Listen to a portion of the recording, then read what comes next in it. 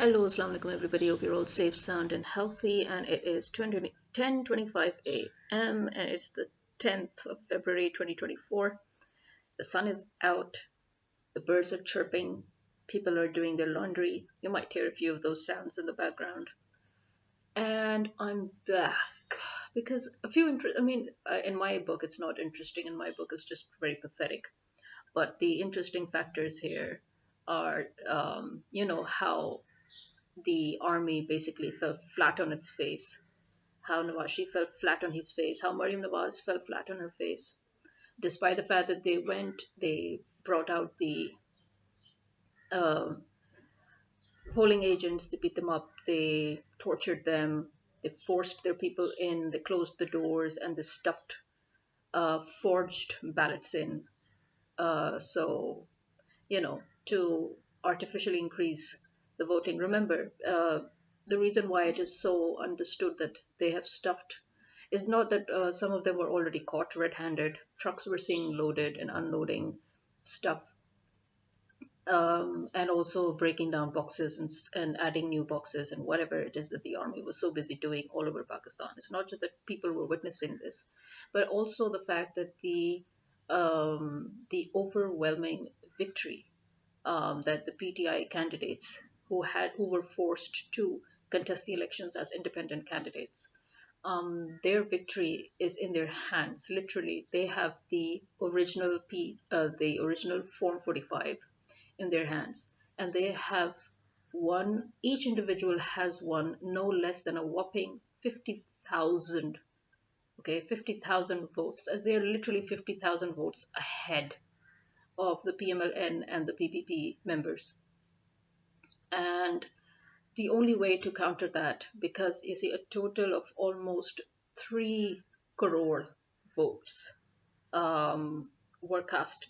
And this is an overwhelming, as I said, remember before that the whole point was that the army and the ECP, they can deal with 35% votes. As soon as the votes hit above 40, as soon as they go from 50 onwards percent, they can't deal with it, and that is exactly what happened because the voters were large in numbers. The percentage of voters was larger than normal. Because of that, they had no choice but to expose themselves. And the fact that they actually even thought that they could go about demeaning Imran Khan and talking against him and doing his character assassination and defaming him and putting all those cases on him. I don't even know why they thought that would work. Because I mean that actually shows that they know nothing. It shows that Asim Munir knows jack shit, and it also shows that he did not get his post on merit. It shows that he's not qualified. It shows that he's not even educated. I mean, isn't there supposed to be some sort of an education and training that you get when you join the bureaucracy, when you join the army, when you join the police force? We all do CSS exams, okay, the civil service exams. And how is it that you managed to even enter the army in the first place is beyond me, because I think you have not learned anything. You have not trained for anything. I don't even think you even actually qualified for it, because the fact that you're so stupid that you don't even know the history of Pakistan. Pakistan has a very, very interesting history, that the very leader that you always try to uh, badmouth, the very leader that you always try to defame, that is the leader that the people tend to follow. It's very funny. I mean, because people always seem to think that because Pakistan, where a good majority of us are Muslims. First of all, remember one thing is something I kept on and on saying. We are Muslims, yes, but we're nominal Muslims. There's a difference between nominal Muslims and between hardcore practicing Muslims or anybody of faith. Essentially, Pakistanis are not very hardcore practicing Muslims. Number one. Number two, in some cases, Pakistanis surprise the world by their by the fact that they have actually retained some of those Islamic teachings despite the fact that they're not hardcore practicing Muslims. And one of those Islamic teachings is never judge a person by what another person is saying, especially if that other person is not even a trustworthy source. So, throughout the history of Pakistan, look at Qaid Azam. If you remember, many people try to even defame Qaid Azam, Muhammad Ali Jinnah, saying that, oh, he's not a Muslim, oh, he's this, oh, he's that. But people followed him. He made Pakistan, people followed him. After, even though the army, because the army is basically, uh, they're a bunch of traitors, they were planted by the British. So their main goal was to defame the father of Pakistan, the founder of Pakistan. They even went as far as to defame his sister, the mother of Pakistan, Fatma Jinnah. And but the people didn't give a shit. They never did. To the people, Qaid Azam and his sister will always be our founders, the father and the mother of this country. They will always be somebody who we will always show most respect to. And actually, that is also one of the reasons why the people were ready to go with Imran Khan. Imran Khan, he had that same stance as the people did. To him, Qaid Azam is the person who we should put in the forefront. He is the founder of Pakistan. His ideals, his principles, his thoughts, his ideology concerning Pakistan is what we all came for. This is what Pakistan was made for.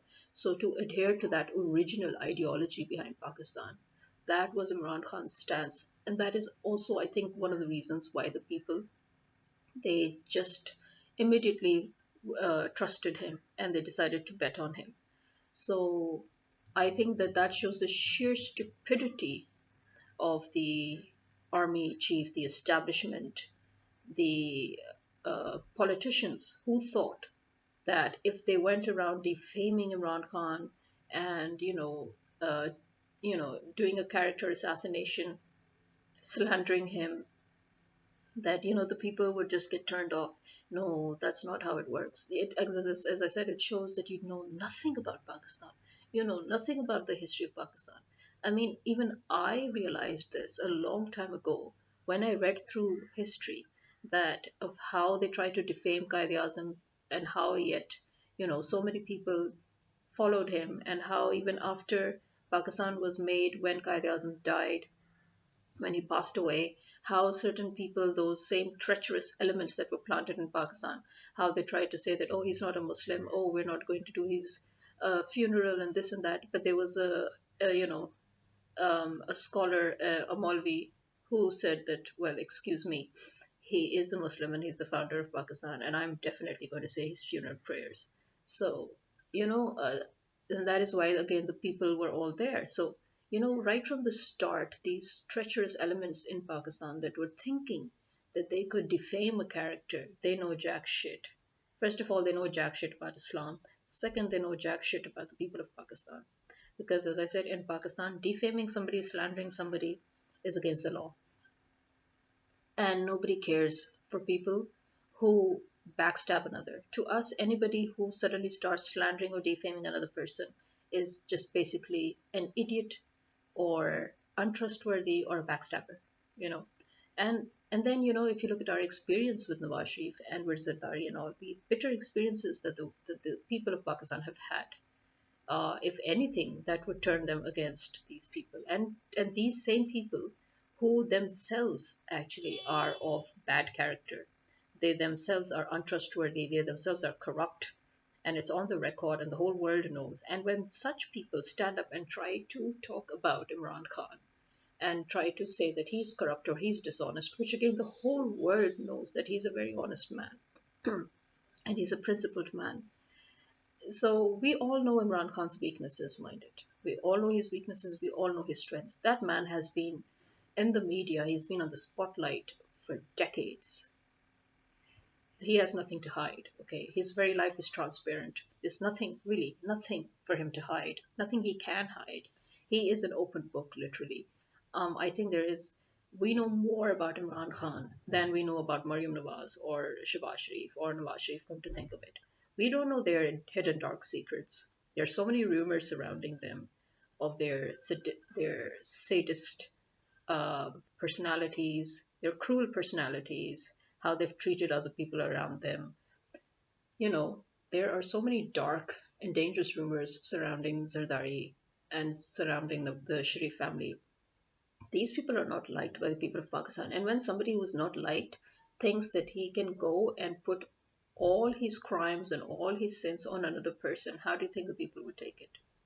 So, yeah, I really do think that that is the most stupid thing that they could think even of doing. And that would always backfire on them. Again, as I said, if they knew the history of Pakistan, they would know that this would never work. So, if they thought that they could thwart the voters and they could thwart the PTI votes through this sophistry of theirs, then they were extremely stupid. If anything, that just charged the people of Pakistan even more to go and vote for PTI candidates. You can't just go and say, "Oh, this man is, so, and this man has done so, without any proof." And then you suddenly decide that, okay, now let's go and attack his people. You first of all you're slandering the man, then you go and attack his people, and you attack him, and you attack his wife, and then you attack his family. How do you think the people would react to that? Did you honestly, were you really that stupid that you thought that the people would succumb to it all? Well, I mean, the more fool you, seriously. That is what I'm saying, that in itself shows how unqualified and untrained the people at the establishment, the people in the army, the people in the bureaucracy are, that they have still not even been able to understand the people. What have they been doing for all these decades? All these decades that they have been in Pakistan, and they never even bothered to understand the psyche of the people of Pakistan. That just shows that they never even understood the way the people of Pakistan think, that they actually thought that that would work. That can never work.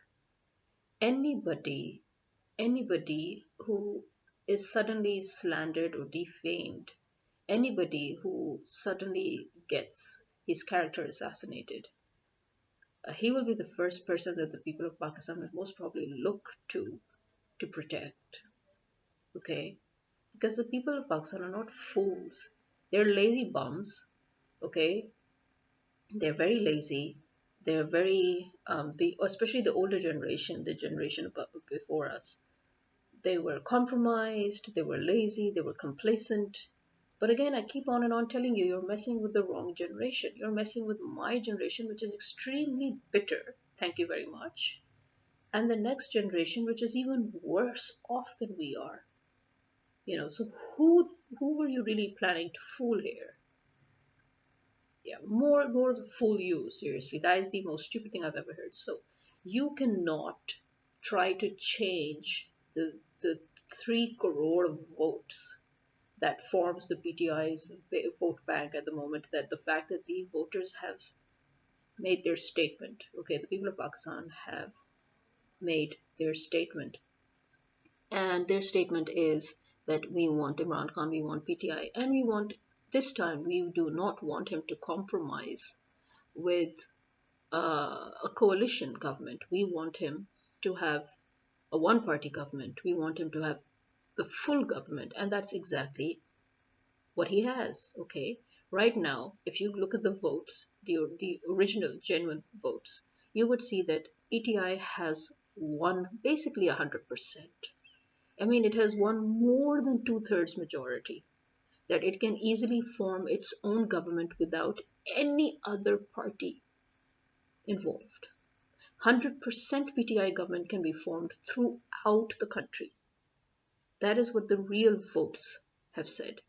You cannot challenge the Form 45s. You cannot challenge 50 to 80,000 votes per candidate. You cannot challenge the 150 plus seats in the National Assembly of the PTI. You just cannot challenge that. Obviously, the only way you can now do that is to expose your butt to the world, you know, and leaving skid marks all over the place while you try to force, pre-stamped, forged ballot papers into boxes in order to, just increase the amount of.